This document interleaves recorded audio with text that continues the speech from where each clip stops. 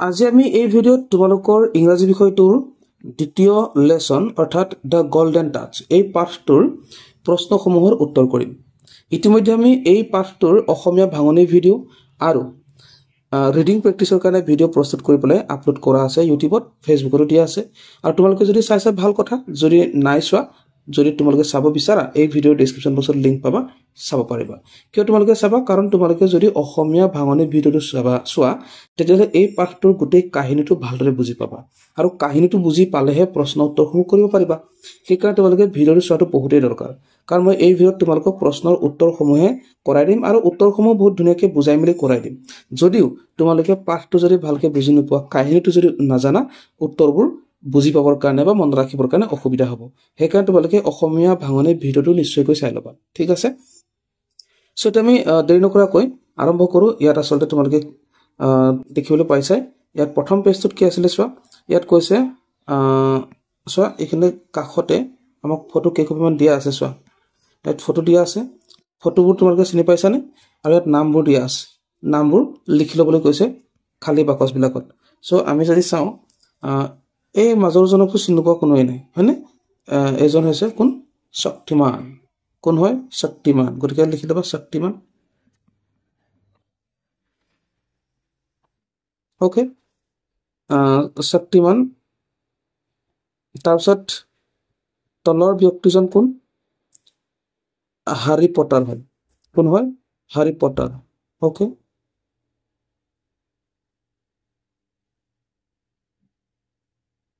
আৰু একেবাৰে ওপৰগৰাকী কোন হয়? হ'ব ৱণ্ডাৰ ওমেন। ৱণ্ডাৰ ওমেন এনেকৈ লিখি ল'লা। তাৰপিছতে ইয়াতে এই বাকচবিলাকত কি লিখা আছে চোৱা। ইয়াত কৈছে he is a brave, loyal and kind young wizard. এইটো হ্যাৰি পটাৰৰ লগত মিল খাব। আৰু she is a courageous and compassionate super heroine এনেকৈ আহিব। তাৰপিছত he is a super hero who fight against evil forces to protect humanity. শক্তিমানৰ লগত মিল খাব। গতিকে এনেকৈ তোমালোকে মিলাই দিব লাগে, ঠিক আছে? সো তেতিয়াহ'লে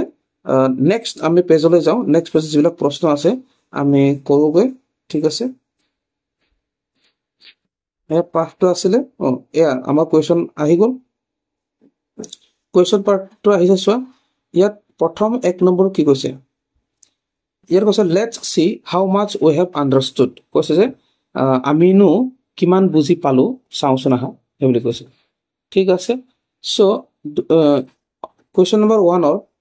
ইয়াত কৈছে what did the king wish for.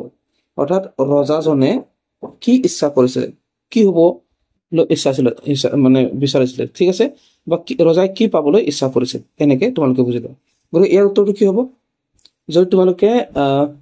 সাধুটো জানা, কাহিনীটো যদি জানা, গতিকে তোমালোকে ক'ব পাৰিবা যে ৰজাইনো কি পাবলৈ ইচ্ছা কৰিছিল। গতিকে আমি এইখিনি লিখি দিছোঁ। Question number 1A answer. Okay,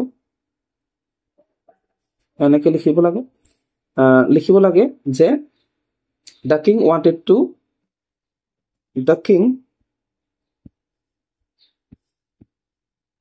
okay, the king wanted more and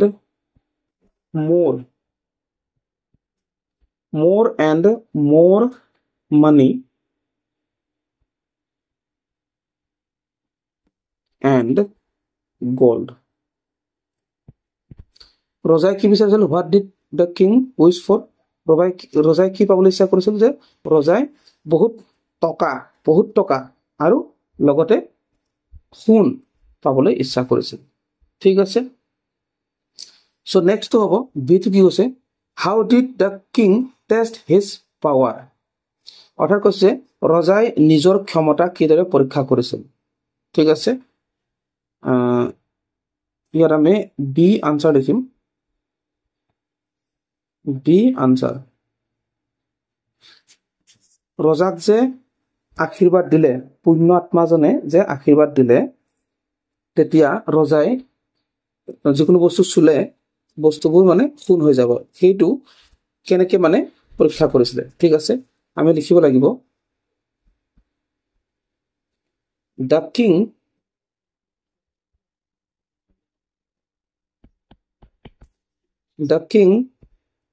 touched the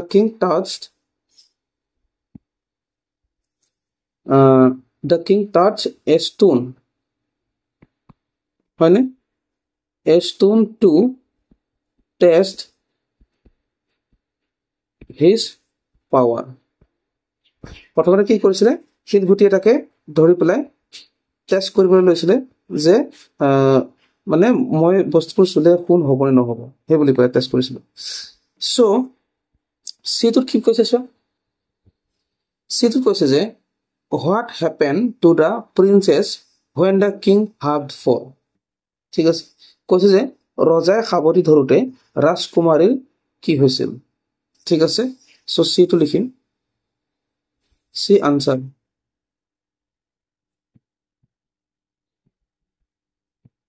আমি লিখিলো যে the princess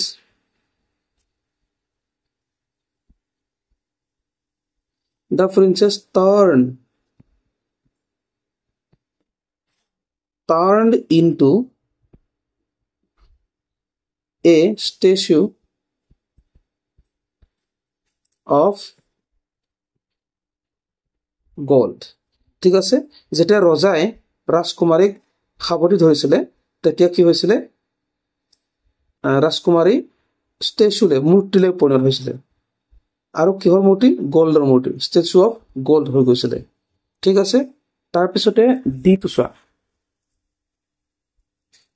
ডিটো কি কৈছে যে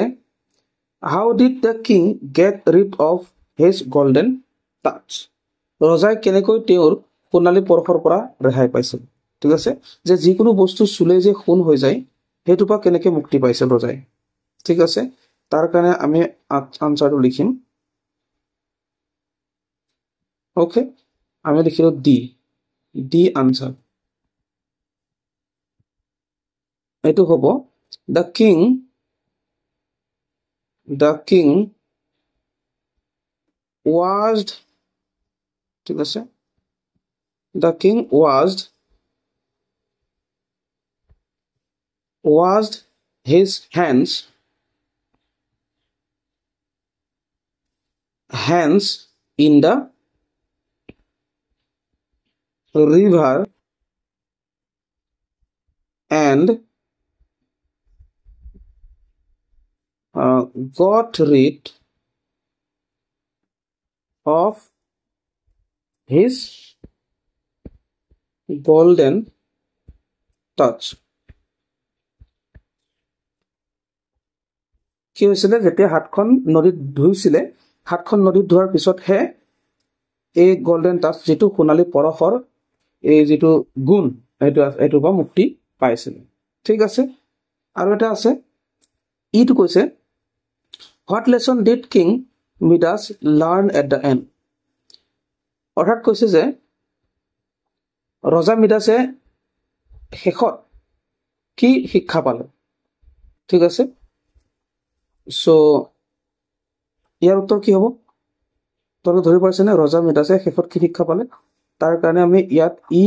আনসাৰ লিখিছো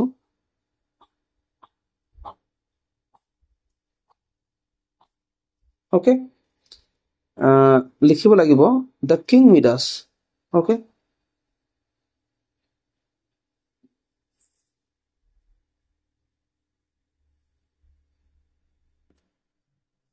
the king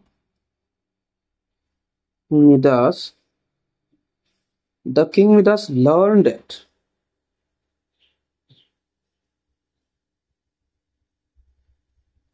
the king Midas learned that love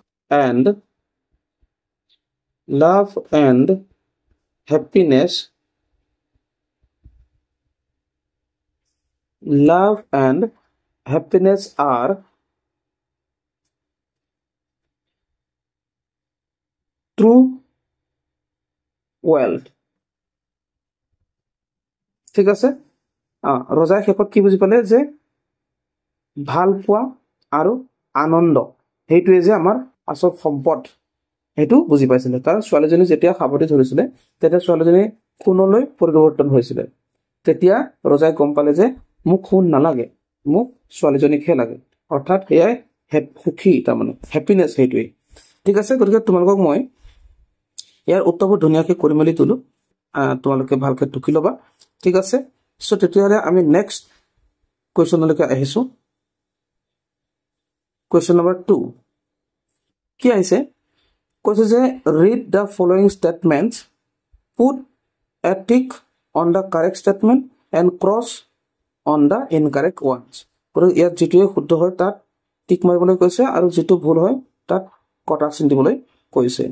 গতিকে আমি প্ৰথম বাক্যটো যদি পঢ়ি চাওঁ কি বুলি কৈছে Midas was very happy with his wealth ঠিক আছে তাৰ মানে কি কৈছে যে মিডাছে নিজৰ ধন সম্পত্তিত বৰ সুখী আছিল নে নাছিলে যদিও মিডাছ এজন ৰজা আছিলে যদিও বহুত ধন টকা পইচা আছিলে তথাপিতো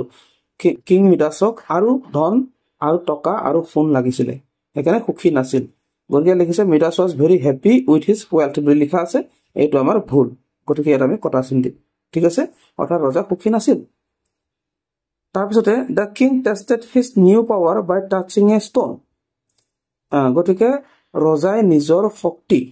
পৰীক্ষা কৰিবৰ কাৰণে শক্তি পৰীক্ষা কৰা মানে যেতিয়া পুণ্য আত্মাই যেতিয়া বৰদান দিছিলে ৰজাক যে যিকোনো বস্তু চুলেই যে সোণ হ'ব সেই পৰীক্ষাটো কৰিবৰ কাৰণে তেওঁ প্ৰথমতে কি কৰিছিলে এটা শিল টাচ কৰিছিলে এইটো শুদ্ধ নে শুদ্ধ এইটো আমি ৰাইট চিন দিম ঠিক আছে তাৰপিছতে চিটো চোৱা কৈছে যে the divine spirit did not warn Midas কৈছে যে ঐশ্বৰিক আত্মাই অৰ্থাৎ পুণ্য আত্মাই মিডাছক সতৰ্ক কৰা নাছিল সতৰ্ক কৰিছিলে যে এনেকুৱা যে হ'বগে যে যিকোনো বস্তু যে চুলেই সোণ হৈ যাব গতিকে তোমাৰ কাৰণে বিপদো হ'ব পাৰে সেই কথাটো ৰজা মিডাছক ডিভাইন স্পিৰিটে কিন্তু ৱাৰ্ণ কৰিছিলে কিন্তু ইয়াত ৱাৰ্ণ কৰা নাছিল বুলি লিখা আছে সেইকাৰণে এইটো হ'ব কি কটা ঠিক আছে তাৰপিছত হ'ব when Midas touched a stone it turned into a gold হয় যেতিয়া ৰজা মিডাছে এটা শিলগুটি স্পৰ্শ কৰিছিলে চুইছিলে তেতিয়া কি হৈ গৈছিলে এইটো সোণলৈ পৰিৱৰ্তন হৈছিলে এইটো শুদ্ধ কথা তাৰপিছত আহিলে the divine spirit didn't solve Midas problem কৈছে যে এই যি পুণ্য আত্মা বা ঐশ্বৰিক আত্মাই কি কৰিছিলে ৰজা মিডাছৰ প্ৰব্লেমটো সমস্যাটো সমাধান কৰা নাছিল বুলি কৈছে কিন্তু লাষ্টত সমাধান কৰি দিছিলে ঠিক আছে কেনেকৈ সমাধান কৰিছিলে যে নদীত হাত ধুবলৈ কৈছিলে ঠিক আছে তাৰপিছত তেতিয়া কি হ'ব সেইখন কি হৈ যাব মুক্তি পাবা বুলি কৈছিলে ঠিক আছে গতিকে সেইকাৰণে ইয়াত লিখা আছে এইটো কটা হ'ব কাৰণ ইয়াত নট বুলি ডিড নট সলভ বুলি কৈছে আচলতে সলভ কৰি দিছিলে নহয় জানো সেইকাৰণে কটা হ'ল গতিকে বুজিব পাৰিছা বুলি ভাবিছোঁ সো নেক্সট কুৱেশ্যন আহিলে কুৱেশ্যন নম্বৰ 3 কি আহিছে চাই লোৱা ঠিক আছে ইয়াত কৈছে যে read the sentence given below and replace the underlined part with a word from the box গতিকে ইয়াত এই বাক্যটো পঢ়ি চাবলৈ কৈছে বাক্যবোৰ পঢ়াৰ পিছত ইয়াত য'ত এনেকে আণ্ডাৰলাইন ৱৰ্ড মানে এনেকুৱা ৱৰ্ড দিয়া আছে এই আণ্ডাৰলাইন ৱৰ্ডবিলাকত ৰিপ্লেচ কৰিবলৈ কৈছে মানে সলাই দিবলৈ কৈছে তাৰ লগত মিলি যোৱাকৈ ঠিক আছে তেতিয়াহ'লে আমি প্ৰথম বাক্যটো যদি পঢ়ি চাওঁ প্ৰথম বাক্যটো কেনেকুৱা হ'ব মিডাছ ৱাজ ছাৰপ্ৰাইজড গতিকে মিডাছৰ কি হৈছিলে ছাৰপ্ৰাইজ হৈছিলে বোলে সোণ মানে যিকোনো বস্তু চুলে সোণ হৈ যায় গতিকে এইটো কি হ'বগৈ এইটো কোনটো শব্দৰ লগত মিল খাব এইটো চফ্ট হৈ যাব গতিকে এইটো তোমালোকে নতুনকৈ এনেকৈ লিখিব লাগিব আনচাৰত লিখিবা এনেকৈ মিডাছ ৱাজ এই ছাৰপ্ৰাইজৰ ঠাইত জাষ্ট চফ্ট লিখিলেই হ'ল আৰু চফ্ট ঠিক আছে এইটো হৈ যাব তাৰপিছত আকৌ 2 নম্বৰটো the divine spirit agreed to fulfil his wish অৰ্থাৎ ঐশ্বৰিক আত্মাই বা পুণ্য আত্মাই কি কৰিছিলে তেওঁৰ ইচ্ছাটো পূৰণ কৰি দিছিল অৰ্থাৎ এগ্ৰিড টু ফুলফিল মানে কি হ'ব গ্ৰান্টেড হ'ব সেইকাৰণে ইয়াত জাষ্ট তোমালোকে কি লিখিলেই হ'ল গোটেই বাক্যটো একেই হ'ব এই আণ্ডাৰলাইন ৱৰ্ডটোহে সলনি হৈ যাব লিখিব লাগিব দ্য ডিভাইন স্পিৰিট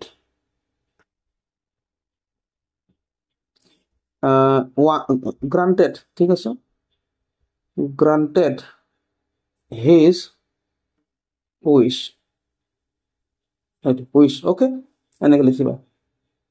তাৰপিছত 3 নম্বৰ আহিব Midas demanded forcefully that his wish be fulfilled কৈছে যে মিডাছে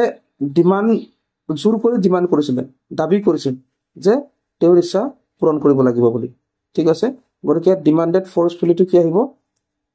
এইটো আহিব ইনচিষ্টেড হ'ব মিডাছ ডিমাণ্ডেডৰ ঠাইত আহিব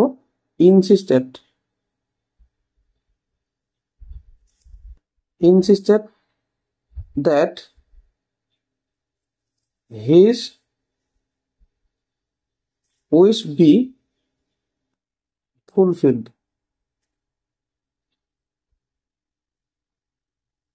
এনেকুৱা হ'ব ঠিক আছে আৰু লাষ্টৰ বাক্যটো কি আছে মিডাছ was happy and enthusiastic when his wish was fulfilled ইয়াত আহিব আমাৰ excited গতিকে আমি এনেকৈ লিখিম মিডাছ was excited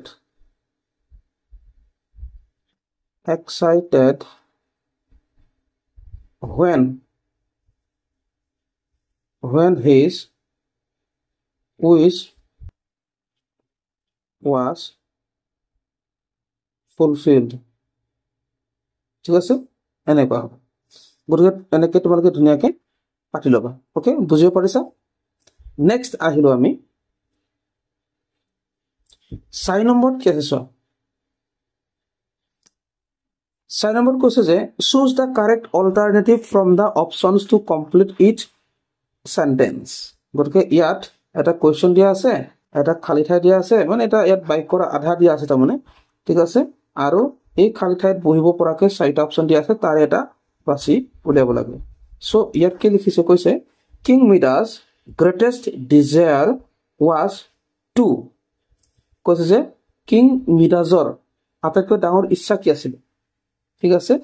কিং মিডাছৰ আটাইতকৈ ডাঙৰ ইচ্ছাটো কি আছিল বাৰু কষ্ট ভাবিছানে ক'ব পাৰিবানে ইয়াৰ উত্তৰটো হ'ব King Midas' greatest desire was to hug his daughter, have more gold, wash his hands, work in the garden. Have more gold হ'ব King Midasৰ যে বহুত টকা হওক হেতুকে কি ভাবিছিলে সেইকাৰণে ইয়াৰ উত্তৰটো হ'ব এইটো option B have more gold okay এইটো হ'ব